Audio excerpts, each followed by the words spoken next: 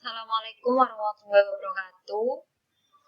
Pada pertemuan 4 ini saya akan menjelaskan tahapan audit sistem informasi mengenai pengenalan COVID. Tahapan audit sistem informasi. Ada 5 tahapan sebagai berikut. Tahapan pemeriksaan pendahuluan, tahapan pemeriksaan rinci, tahapan pengujian kesesuaian, tahapan pengujian kebenaran bukti, tahapan penilaian secara umum atas hasil pengujian.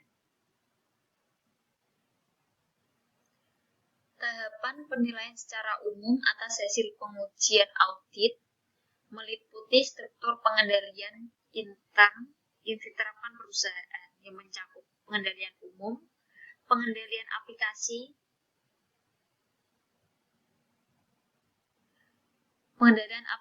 terdiri dari pengendalian secara manual, pengendalian terhadap output sistem informasi, dan pengendalian yang sudah diprogram. Pengendalian umum dilakukan terhadap aspek fisikal maupun logikal.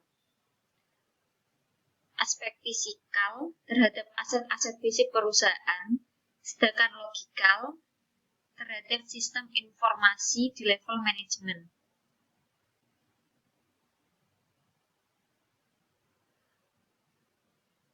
Macam-macam pengendalian aplikasi. Pengendalian aplikasi dalam organisasi sendiri dibagi menjadi beberapa.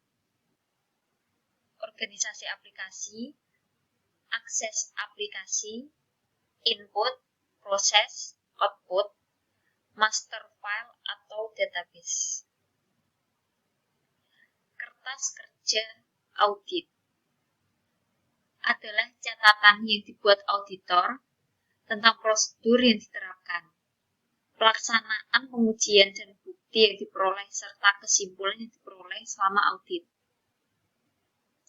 Kertas kerja merupakan pendukung utama laporan audit yang digunakan sebagai alat koordinasi dan supervisi dan dijadikan bukti bahwa auditor telah melakukan audit sesuai dengan standar auditing yang diterima umum. Tujuan dibuatnya kertas kerja. Yang pertama untuk mendokumentasikan bukti audit, yang kedua mengorganisasikan tahapan atau langkah-langkah audit, ketiga membantu auditor senior, partner, atau pimpinan kantor akuntan dalam mereview pekerjaan yang dihasilkan oleh stafnya untuk mempermudah atau sebagai dasar penyusunan laporan audit. Sebagai bukti dan penjelasan secara rinci atas pendapat auditor serta temuan-temuan yang pedoman pembuatan kertas kerja. Ada beberapa pedoman dalam pembuatan kertas kerja. Setiap kertas kerja harus bertujuan, mempunyai topik, identitas atau judul yang jelas, diberi indeks,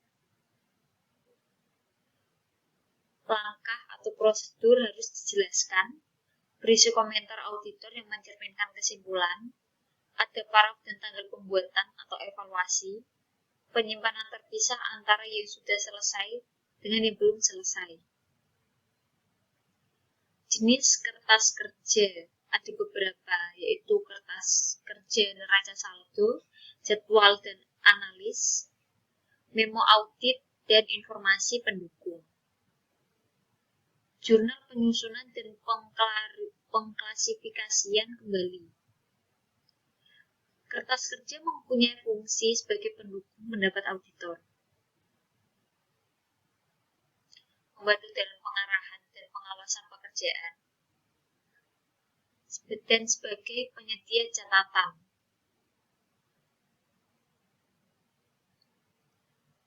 Kertas kerja harus akurat dan lengkap. Kertas kerja harus berdiri sendiri. Dalam hal ini harus dinyatakan secara jelas bahwa pekerjaan telah dilaksanakan, bagaimana dan dari mana sampel dipilih, tujuan kertas kerja, temuan apa saja yang telah dibuat, dan lain-lain. Setiap bagian dari kertas kerja harus terdiri dari gambar judul, identifikasi sumber jika jelas, tanggal persiapan auditor awal, nomor indeks kertas kerja. Laporan audit. Laporan audit merupakan media yang dipakai oleh auditor dalam berkomunikasi dengan klien. Laporan ini berupa komunikasi dan ekspresi auditor terhadap objek yang diaudit. Agar laporan tersebut dapat dimengerti, maka laporan itu harus mampu dipahami oleh penggunanya. Laporan audit terdiri dari maksud dan tujuan dari review pengendalian terhadap penerapan TI di klien, ruang lingkup dan referensi pengendalian yang digunakan sebagai bahan acuan penilaian pengendalian teknologi informasi yang telah diterapkan. Metodologi review merupakan langkah-langkah audit dan teknik pemerolehan informasi untuk mendukung laporan review.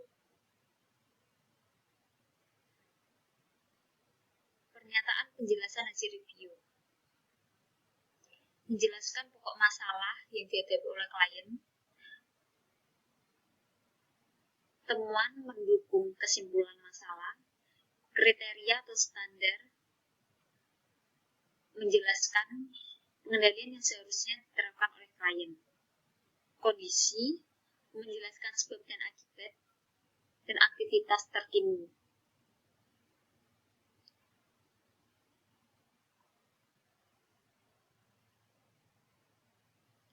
Resiko menjelaskan potensi terhadap dampak negatif dari diterapkannya pengendalian tersebut. Tanggapan manajemen menjelaskan komentar dan tanggapan manajemen terhadap permasalahan yang telah ditemukan dan disampaikan. Rekomendasi menjelaskan saran-saran untuk perbaikan dan implementasi pengendalian yang harus diterapkan dan kegiatan lain. Acuan pelaksanaan audit. Pelaksanaan audit sistem informasi dilaksanakan berdasarkan risk-based approach dengan mengacu pada COVID-5, ISO, best practice lainnya.